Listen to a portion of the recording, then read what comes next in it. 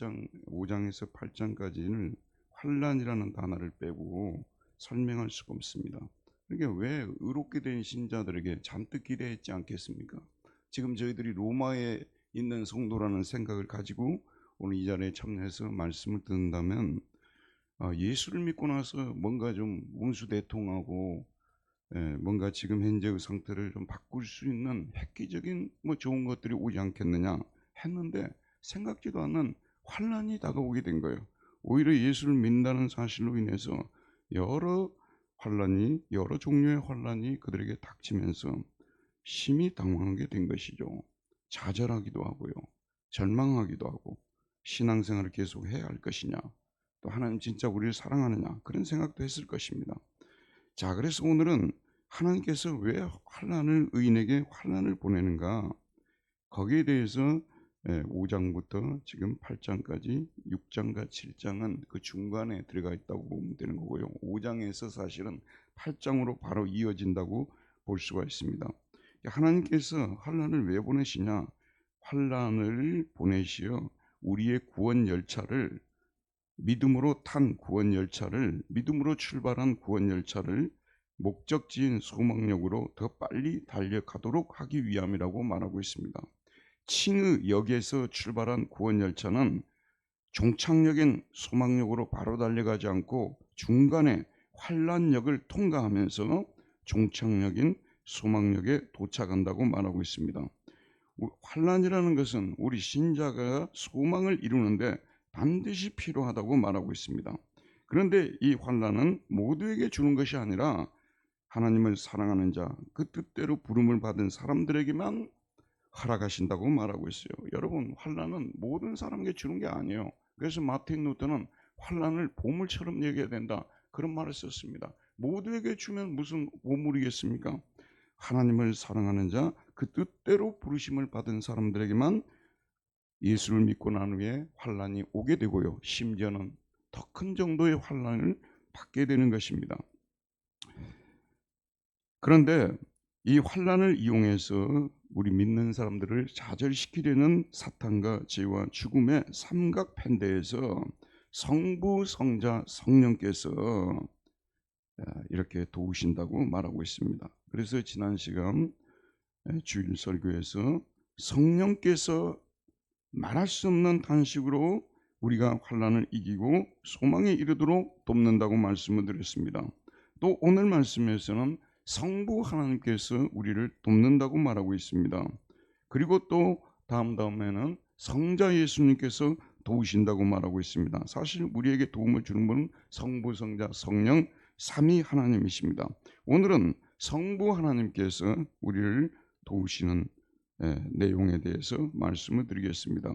특별히 성부 하나님께서 오늘 현재 우리를 도우시는 부분에 대해서 오늘은 과거에 우리를 어떻게 도우셨는지, 우리 신자들에게 어떤 복을 주셨는지에 대해서 기억하게 하는 말씀입니다. 8장 29절에 보면 하나님이 미리 아신 자들이라고 말하고 있습니다. 프로에그노, 하나님은 그들이 세상에 태어나기 전부터 그들을 미리 아셨습니다. 미리 아셨다는 말은 머리로 알고 마음으로 사랑하셨다는 말씀입니다.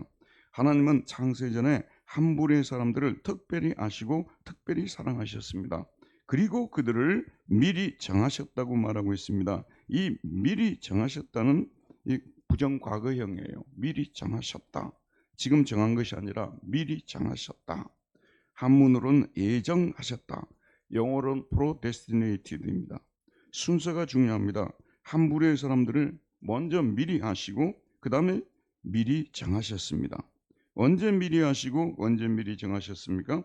우리가 태어나기도 전에 거슬러 올라가면 창세 전에 미리 아시고 미리 정하셨습니다. 그러면 하나님께서 왜 우리를 미리 정하셨을까? 그런데 이 로마서 8장 29절에 보면요, 그냥 미리 아시고 미리 정하시고 30절로 미리 정하신 그들을 또한 부르시고 이렇게 하면 될 텐데, 이 예정에 대해서 특별히 이 수식구를 넣어가지고 예정을 설명해주고 있습니다.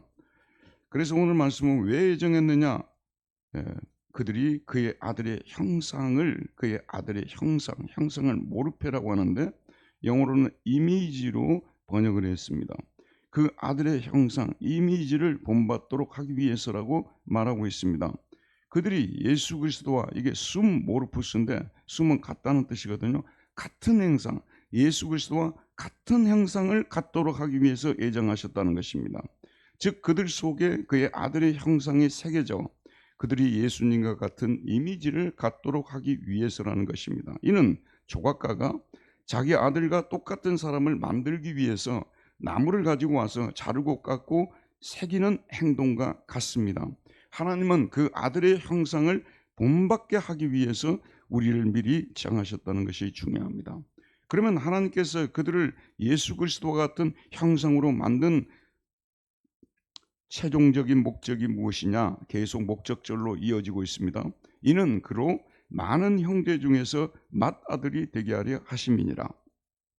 예수님을 그를 믿는 많은 형제들 중에서 맏아들로 만들기 위해서입니다. 하나님께서 우리를 미리 하시고 우리를 미리 정하신 목적이 무엇입니까? 우리에게 예수 그리스도의 형상을 본받게 하여서 예수 그리스도가 그를 믿는 많은 형제 중에서 맏아들이 되도록 하기 위해서라는 거예요. 여러분이 신학교에 가게 되면요, 선택론에 대해서 공부를 합니다. 선택론의 핵심이 예지와 예정입니다. 미리 하심과 미리 정하심, 예지와 예정입니다. 하나님은 우리를 미리 하시고 미리 정하셔서 우리를 선택하셨습니다. 그런데 우리는 예지와 예정의 목적을 잘못 생각하는 경우가 있습니다. 하나님은 왜 우리를 아시고 왜 우리를 선택하셨습니까? 철저히 그의 아들 예수 그리스도를 위해서입니다. 우리를 위해서 하나님이 우리를 선택하신 것이 아니라 예수 그리스도를 위해서 우리를 선택하셨다는 것이 이 예정론의 핵심인 것입니다. 우리는 하나님의 선택을 말할 때 항상 이 점을 유념해야 됩니다. 우리가 선택된 것은 철저하게 예수 그리스도를 위해서입니다. 어떤 집에 외아들이 있습니다. 아버지는 외아들이 외롭게 지내지 않도록 하기 위해서 여러 친구들을 선택하여 그의 곁에 데려다 줍니다. 그 친구들이 그 아들과 대화가 통하고 잘 어울리도록 하기 위해서 그들에게 아들이 어떤 성품을 가지고 있고 무엇을 좋아하고 무엇을 싫어하는지를 알려줍니다. 말하자면 아들을 위하여 친구들을 아들과 비슷한 존재로 숨모르페 같은 형상으로 만드셨다는 말씀입니다. 마찬가지로 하나님께서 우리를 선택하신 것은 예수 그리스도를 위해서, 예수 그리스도께서 우리의 맏아들이 되도록 하기 위해서라는 것입니다. 우리가 예수 그리스도와 같은 형상을 갖도록 하기 위해서 우리를 선택하신 것입니다. 우리를 예수 그리스도의 이미지를 가진 형제로 만들어 주어 예수 그리스도가 우리 많은 형제들의 맏형으로 되도록 하기 위해서 선택하신 것입니다. 하나님의 선택은 이 점에서 세상에서 일어나는 여러 종류의 선택들과 완전히 다른 선택입니다. 하나님은 그 아들을 위해서 우리를 선택하신 것입니다. 에베소 1장 4절에서도 바울은 하나님의 선택의 이 점에 대해서 말해주고 있습니다. 곧 창세 전에 그리스도 안에서 우리를 택하사 사랑 안에서 그 앞에 거룩하고 흠이 없게 하시려고 그 기쁘신 뜻대로 우리를 예정하사라고 말하고 있습니다. 하나님이 창세 전에 그리스도 안에서 우리를 택하셨습니다. 그런데 하나님께서 우리를 택하신 목적은 우리가 그리스도 앞에서 사랑 안에서 거룩하고 흠이 없게 되도록 하기 위함입니다. 바울은 이 구절에서도 앞에 로마서 구절과 똑같은 진리를 가르치고 있습니다. 하나님의 선택의 1차 목적은 그의 아들 예수 그리스도시라는 것입니다. 우리를 택하신 목적은 우리가 예수 그리스도 앞에서 거룩하고 흠이 없는 수준이 되어서 예수 그리스도를 맏형으로 모시고 우리 모두는 그의 형제간처럼 지내도록 하기 위함입니다.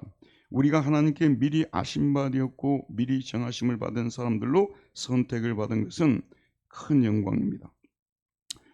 우리가 비록 예수 그리스도 때문에 그를 위하여 선택이 되었지만 그래서 우리는 예수 그리스도와 같은 영광을 누리지는 못하지만 이 점을 잘 알고 있어요.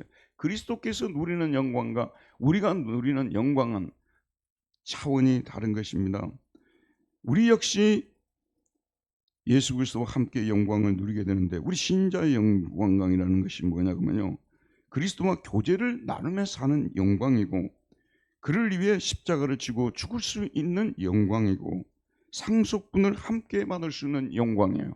이런 우리에게도 말할 수 없는 영광을 우리에게 허락하셨지만, 그러나 우리는 예수 그리스도가 받는 그 영광의 일부만 받고 있고, 이 선택의 1차적인 목적은 철저하게 예수 그리스도예요. 우리가 성숙해 간다는 것은요, 이 선택의 목적을 알고 좀 더 예수 그리스도를 닮고 좀 더 예수 그리스도를 높이고 좀 더 예수 그리스도를 위해서 십자가를 지고, 이 신앙이 예수 그리스도가 여러분의 가슴 깊은 곳으로 들어와야 되는 거예요. 그래서 예수 그리스도 중심적으로 설교를 하지 않고 예수 그리스도 중심적으로 신앙생활을 하지 않는 것은요, 진정한 의미에서 어린아이 같은 신앙이지, 이건 올바른 신앙을 볼 수가 없어요. 여러분의 가슴 속에 아침부터 저녁까지 예수 그리스도의 십자가와 그의 부활과 우리에게 찾아오셔서 죽으신 이 모든 것들을 묵상하고, 항상 이 선택의 목적, 나를 선택하고 나를 의롭게 하신 목적이 예수 그리스도의 영광이라는 걸 우리는 생각하며 살아야 되는 것입니다. 또 우리를 하나님께서 어떻게 도우셨냐 그러면요, 이 선택한 우리를 부르셨고 의롭다 하셨고 영화롭게 하셨다고 말하고 있습니다. 우리가 환난을 이기고 소망의 항구에 무사히 도착하게 될 수밖에 없는 또 다른 이유는 무엇이냐? 하나님께서 우리를 미리 아시고 정하셨을 뿐만 아니라 더 나아가 우리를 부르셨다는 것입니다. 외적 말씀을 통하여 부르셨고 또 우리 안에 성령을 보내셔서 우리를 부르셨습니다. 하나님은 미리 아시고 미리 정하신 자들을 반드시 부르십니다. 언제 부르셨습니까? 예수 믿을 때 우리를 부르셨습니다. 부르심을 받은 줄을 모르는 사람이 어떻게 그의 선택에 대해서 믿을 수 있겠습니까? 예정론을 가르치고 나니까요, 난리가 난 거예요. 제네바에서요. 이거 뭐냐 이게. 그러면 그냥 우리가 뭐 예정됐다면 아무렇게나 살아도 되는 거 아니냐, 또 예정이 되었다는 증표가 뭐냐, 이런 얘기들이 돌았어요. 여러분, 예정된 사람은 반드시 전화를 주십니다. 회사에 합격한 사람, 합격하기로 예정된 사람은요, 회사에서 전화가 오는 것처럼 예정된 사람은 때가 되면 하나님께서 부르십니다. 반드시 콜링이 따르는 것입니다. 콜링이 없이는 예정된 사람이라 볼 수가 없는 거예요. 그래서 이 사람이 갑자기 교회에 나오게 되고 예수님을 주로 고백하는 그런 은혜가 임하는 거예요. 믿는 자에는 콜링이 나오고요, 그 다음에 이 믿는 자들을 의롭게 하셨다고 말하고 있어요. 다 이거 과거형을 쓰고 있습니다. 부정과거예요. 예전에 예수 믿을 때 이미 그 순간에, 여러분 이걸 갖다가요, 구원의 골든 체인지라고 설명하는 사람도 있고 구원의 순서라고 오르도 살루티스라고 이렇게 말하는 분들이 계시는데, 예수 믿는 순간에 동시에 일어나는 거예요. 이 칭의, 영화, 이런 모든 것들이 부르심을 받는 그 순간에 함께 일어나는 것입니다. 바로 그 순간에 하나님께서 우리를 의롭게 하시고 그 순간에 우리를 영화롭게 하신 것입니다. 지금 현재 우리는 온전한 영화의 상태가 아니에요. 여러분이 잘 들으세요. 우리가 의롭게 되었지만 온전한 행태로 의롭게 된 게 아니고요, 이미와 아직 사이에 있는 의로움이에요. 그리고 우리가 영화를, 이미 하나님은 우리를 영화롭게 하셨지만 이미와 아직 사이에 있는 영화고, 우리에게 찬란한 영화의 시간이 온다는 것이 우리가 가진 소망인 것입니다. 자, 이제 제가 말씀을 맺겠습니다. 우리는 하나님의 이런 사랑을 받은 사람들이기 때문에 우리에게 다가오는 환난을 통과하고 반드시 소망에 이릅니다. 만일 하나님께서 우리를 미리 아시고 미리 정하시어 우리를 선택하셨다면, 때가 되었을 때 우리를 부르셨다면, 우리를 의롭게 하셨다면, 우리를 영화롭게 하셨다면, 하나님께서 의롭게 된 우리로 하여금 환난을 이기게 하시고 반드시 소망의 종착역으로 데려간다는 이 계획을 믿을 수 있지 않겠느냐는 말씀이에요. 과연 하나님께서 우리가 환난 앞에 주저앉아 포기하도록 내버려 두시겠냐는 말씀입니다. 하나님 아버지는 환난을 통해서 환난을 면제주지 않고요, 환난을 주셔서 우리 안에 있는 우리로 인내를 배우게 하시고 연단을 시키는데, 연단은 불순물을 제거하는 거예요. 예수 그리스도 외에 다른 것을 바라는, 하나님보다 더 좋아하는 그런 것들. 여러분, 우리 신앙이 왜 성장을 못하는 줄 아십니까? 저나 여러분이나 다 똑같은 문제가 도사리고 있어요. 왜 우리 신앙이 이렇게 계속 뻗어나가야 되고 성장해야 되는데요, 성장을 못하는 이유가 뭐냐면 저와 여러분 속에 한두 가지 우상들을 다 가지고 있어요. 그게 안 깨진 거예요. 순전하지 못한 모습이 우리 속에 다 있어요. 이것이 우리의 신앙의 발목을 잡는 겁니다. 그럼 이걸 어떻게 없애냐 그러면요, 계속 축복 줘가지고 되어지는 게 아니에요. 환난의 복이 들어와야 돼요. 환란이 와서 우리를 심히 공고하게 만들고 심히 낮추어 놔야 돼요. 그래야 우리 속에 있는 불순물이 빠진다는 것은 뭐냐면 하나님을 온전히 십계명의 제1계명을 하나님의 다른 신들을 또 우상을 섬기지 않는 그런 사람으로 변화되어지기 때문에 하나님께서 우리에게 부득이 환란을 주실 수밖에 없는 거예요. 이 환란을 통해서 불순물을 걸러내고 우리를 예수 그리스도와 같은 형상으로 빚으시고 우리가 그의 동생들이 되게 하시고 예수 그리스도가 마당이 되게 하시는 게 이게 환란이 하나님이 환란을 우리에게 보낸 목적인 것입니다. 우리는 하나님께서 이런 결정들을 하실 때를 생각해야 됩니다. 여러분 환란이 오니까 예수님이 그때 손을 쓰는 거예요. 그게 아니고 이미 환란이 오기 전에 우리 하나님께서는 우리가 어떻게 하면 환란을 이길 수 있는지에 대해서 다 결정을 해놨어요. 지금까지 예수를 믿고 여기까지 버텨온 분들 중에요, 이제 환란 때문에 뒤로 물러가 침륜에 빠질 사람 없습니다. 저는 확신합니다. 왜냐하면 하나님께서 창세전부터 우리가 환란이 올 걸 아시고 미리 정하시고 미리 부르시고 의롭게 하시고 영화롭게 하시고 성령을 보내서 말할 수 없는 탄식으로 우리를 돕게 하시고 이런 장치를 다 해놨기 때문에 여러분들이 여러 가지 환란으로 쓰러지고 낙심될 때가 있지만 반드시 하나님께서 이렇게 세워주시어서 이 환란의 항구를 통과하게 하시고 다시 배를 출발하게 만들어서 소망의 종착점 터미널에 저와 여러분들을 도착하게 만들 수 있을 것입니다. 그러므로 우리가 여러 가지 환란을 할 때 낙심하지 말고 오히려 환란 중에 즐거워하나니라고 로마서 5장 3절에서 말했던 것처럼 저와 여러분도, 그런데 문제는 그거예요. 지금 이 말씀을 듣는 저와 여러분들이 로마의 성도들이 아니라는 거예요. 그리고 중동에 있는 성도들이 아니어서 오늘 말씀이 여러분에게 얼마나 효과 있게 들어갔는지 모르겠어요. 그러나 이들 중에 한두 분들 중에, 여러분들 중에 한두 분이라도 심한 역경과 환란이 지금 여러분 앞에 떨어져 가지고 어찌할 바를 모르고 있는 분들이라면 오늘 말씀이 제대로 여러분들에게 영향을 미치고 또 은혜가 될 것입니다. 여러분 환란 없는 신앙은요 보물을 없애버린 것 같아요. 환란이 있어야 이게 정상. 저와 여러분의 가정에도요 적당히 한두 번씩 환란이 와야 돼요. 뭐 육체의 건강이든지 아니면 뭐 가정의 어려움이든지 이런 게 와야 우리가 정신이 깨어나지, 그냥 가만히 놔두면요 우리가 잘 갈 것 같죠? 전혀 그렇지 않습니다. 그래서 저도요 교회 안에서 적당히 이렇게 환란을 주실 때 감사해요. 그러니까 제가 깨어 있는 거 아니에요. 그러니까 기도하는 것이고 환란을 보물처럼 여기시기를 바랍니다. 그러나 그 환란이 우리를 주저앉히지 못합니다.